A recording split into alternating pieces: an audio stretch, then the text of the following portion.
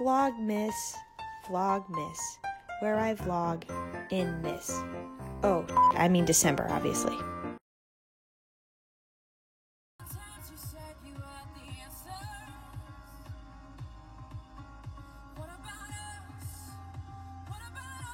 Hey guys, good morning.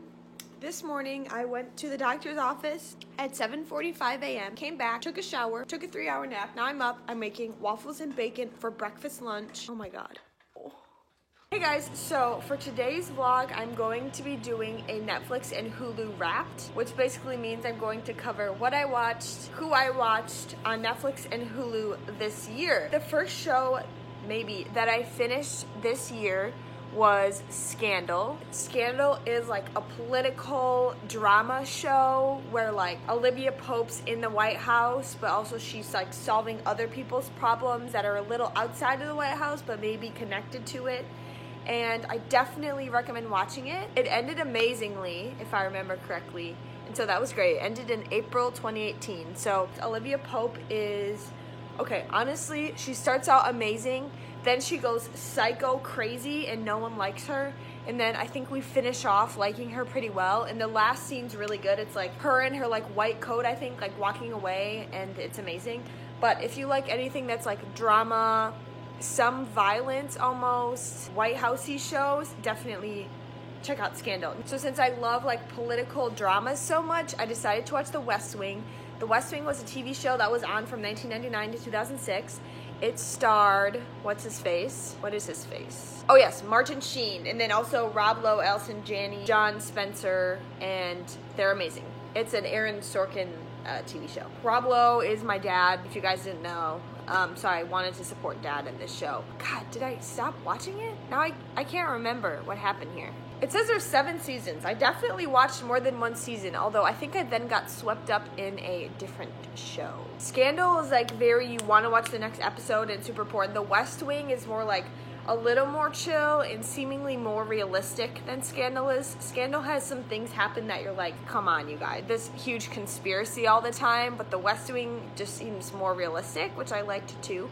So I didn't finish it, but I need to go back and watch it apparently. Okay, so the next thing I finished was all seasons of Friends. I can't remember when I started watching it, but I finished watching it in spring semester this year. It was amazing. It was funny because I was rooming with my friend Hannah, who also watched all of Friends, so when things would happen, like people would like start dating or stop dating or whatever, I would have to like walk out of my room and like tell Hannah what happened, and it was amazing. Hi Hannah. Definitely recommend Friends. I mean, Ross and Rachel are so flickin' annoying. I was talking to my friend Grace and I was saying, I think that like I'm in between a Monica and a Phoebe, but I would like to be more Phoebe, but I'm a little more Monica. And if you didn't know, Paul Rudd is my other dad, and he is Phoebe's boyfriend in the show. Okay, so the next thing that I watched weekly was Blind Spot. Blind Spot is amazing. It started off really good, and then it was kind of like in the middle, but now it's back like so Blind Spot is amazing. So what happened is this girl, Jane, woke up in the middle of New York City. You might have seen previews for it back in the day. Like, her body just like tattooed, her whole body. And so it turns out that those tattoos are clues. And so the one tattoo that people recognized when the police took her in was Kurt Weller. And Kurt Weller was the director of the FBI. So they're like, why is the director of the FBI's name tattooed on this woman's body, who was then dropped in New York City and can't remember a single thing from where she came from. Basically, they go and they solve all the tattoos, and then it becomes even crazier because then they're trying to figure out, where did Jane come from? And then those people, are they bad or good? Is Jane bad or good? I love this show. It's really good. The next show, which is another Shonda Rhimes show. If you didn't know, Scandal is a Shonda Rhimes show. And then So is How to Get Away with Murder. So I started How to Get Away with Murder in the summer, binging it with my mom, but then because we both love Scandal, so then we had to check out How to Get Away with Murder. But then as we caught up, it became a weekly show, so now I'm watching it weekly, although now it's at like the holiday break, which sucks. So How to Get Away with Murder is like these students of Annalise Keating's basically like murder her husband, but in self-defense, and instead of saying like this was self-defense right off the bat, which like you would probably normally do, they bury the body, and then it's like this huge secret. So that's season 1. Season 2, something else happens, and it's a season on that. Season 3, I can't remember if that's the one I'm on or not, but like it's like each season's kind of a different storyline, and the characters are pretty much the same, although they're like adding a new one. So How to Get Away with Murder is great. The only complaint I had when going from Scandal to How to Get Away with Murder is Scandal is like you love every single character, no matter if they're good or bad, because everyone has a little bit of good and bad in them in Scandal, and you just love every single one of them. I mean, it's like this connection that you have. But when I went to How to Get Away with Murder and we watched the entire season, my mom and I were sitting there like, do you like any of the characters? Like, do you have a favorite? Like, there just like wasn't that connection, I felt, in the same way as Scandal. Honestly, I still don't really have a favorite. Like, I don't know, maybe like Bonnie and Nate. Yeah, that's my only complaint with How to Get Away with Murder. But the actual like storyline content gets really interesting and good. So, okay, so sticking with another summer show, since I started How to Get Away with Murder in this summer. My mom and I tried to start watching Gilmore Girls. We watched like maybe like a season or 2, but it's really hard to watch, to binge Gilmore Girls because it's not exciting like dramas. Like, I can't believe I've only talked about pretty much dramas except for Friends, but like we'll get into more of the sitcom and comedy shows. We kind of just like stopped watching Gilmore Girls, and also both of the girls, Rory and Lorelai, can get really annoying. Love them, but they can get really annoying, so that can be hard to watch too. And I don't even know if they're annoying or if they remind my mom and I of us, so then we're very annoyed. I feel like it's an important show in the fall specifically, so I definitely will finish it in my lifetime, but it was hard to just like finish it in the summer. So one of the most exciting shows of the entire year, which was, I'm gonna have to say, my favorite of the entire year, was 30 Rock. 30 Rock is amazing. It stars Tina Fey and Alec Baldwin. I don't think you could have a better combination of people. Okay, it's a show about like Tina Fey is head writer of this show that's based like a skit show like SNL. It's based on SNL. It has like Tracy Morgan, Jane Krakowski, and some other people that weave in and out, including like James Marsden, which is random. I relate so much to Liz Lemon, which is Tina's character. She's kind of like a workaholic. She like eats really unhealthily. She's super funny. She's kind of awkward, but she does a really good job at her job. And her relationships are like really rocky. So when she dates someone, it's fun and funny. And Alec Baldwin's character is so blunt and always makes me laugh no matter what he says. Tracy Morgan and Jane Krakowski are like the stars of the show, and they get super funny because they're all like, oh, like I'm a star, and they act like that, which is great. And then Kenneth is the head intern, and he's on a lot of the shows. He's amazing because he's optimistic and doesn't really get people's jokes, I want to say, and so things just go over his head. I definitely recommend 30 Rock if you're a sitcom lover of like Parks and Rec or like The Office. This could be a really fun one for you. So the next 4 shows I watched in like the fall semester. The first one was Master of None. Master of None is Aziz Ansari's show that he, I believe, helps write, and then also he's the main character. Master of None season 1 was very good.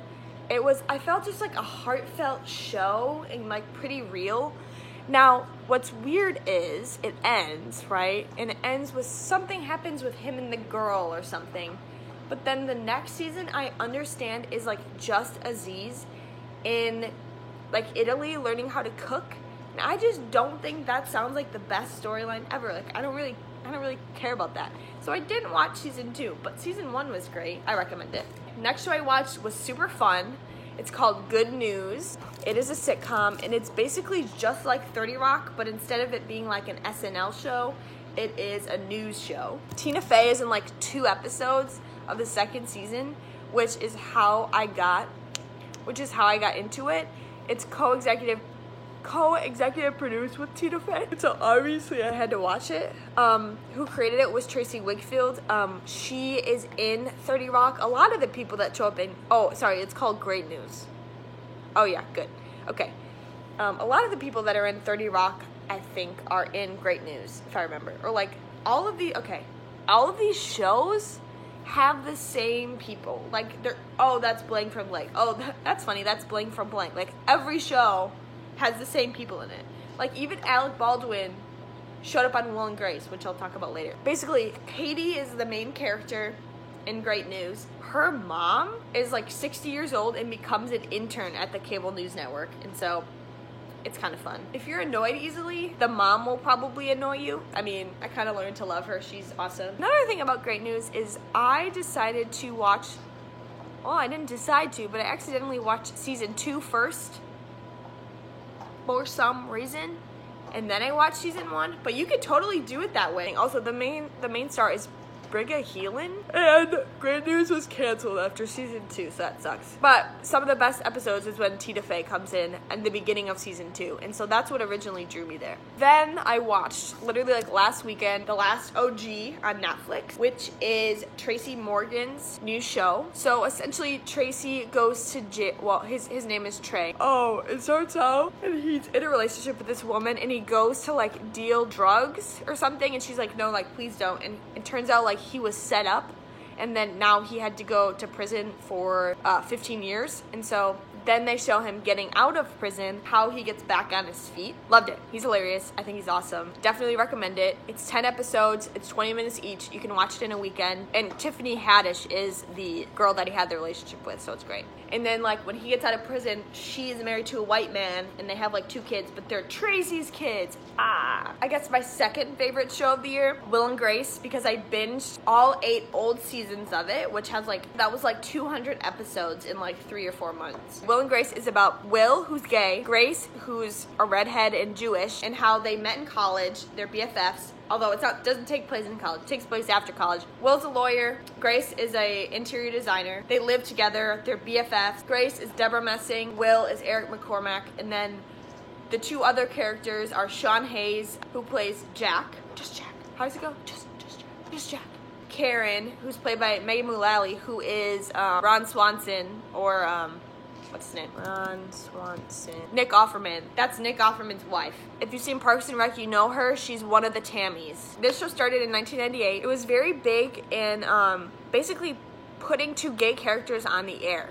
I don't think that was seen very much, and that was very important that there were not 1 but 2 characters, 2 lead characters that were gay in this show. So it was huge for that. It's so awesome that it was rebooted for 2 more seasons, like last year or a couple years ago. And so I have yet to finish those 2. I've seen like a few episodes of those, so I kind of know what it's about. The last season, I swear, is an emotional roller coaster. Like, all this stuff happens, and they're trying to put together, they're trying to set up the future for Will and Grace, which is super interesting that then they were rebooted. Wow. I just finished the last season today. Wow. Definitely my second favorite show. I think I ultimately love 30 Rock the most, but Will and Grace is like second to that. So let me know if there are any shows that I should be watching based on these recommendations. I want to thank you so much for watching, and I'll see you tomorrow. Bye. Got a bright orange package. You know what that means. Shutterfly pictures. The cards. Why? Because what if we're sending anyone some? Oh, look. We might send you one if you specifically want one. Hit me up. I'll see what I can do. Hey guys, right now I'm at Christie's, and she's gonna do a haul on what she got for her mom shopping today. You can just use this like as a backdrop, or you can put it on your table and put Aww. a candle on it. For like a cute Instagram photo. And then I got her a lovely sheet set. A sheet set. Or a sheet set. I want this so much. This is amazing. You want a sheet set? I want one. Yes. Oh yeah. And then That's because, so cute. I can love never have this. enough, she likes little glasses, so they're not. Oh my gosh. Those are so cute. Are those from Marshall's? Pottery Barn. This Spared its life from this monstrosity. Easy come, easy go. Will you let me go? Bismillah. No, we will not let you go. Let it go. Bismillah. Beatbox for me. Here's one I've been practicing. Boots and cats and boots and cats and boots and cats and boots and cats. Guys, we have quite a bit of weird energy going on right now. I don't know if it's the Coke or what. I have a hair appointment today, And I hate when you wake up and usually you shower and wash your hair, right? So when you don't, it's greasy, very greasy like mine. My hair is the greasiest hair. It gets greasy so fast. And so I say, well, am I supposed to wash it before I go there where they're gonna wash it? Well, that seems like a complete waste. So I just go there saying like, please don't touch it. Just please take me to the back and dunk it underwater so no one has to see this. I try to do this hairstyle so it masks the grease and makes it look like I'm like tall with a slick back pony. But I tell you, life is hard. I must apparently point out that I have a gouge scab scar on the bottom of my chin from out of nowhere. It's like a gash. You guys like when I do little stand-up clips like this video, and I'll try to come up with other stand-up clips that I can do. Thanks. One big cigarette. Hey, Emma.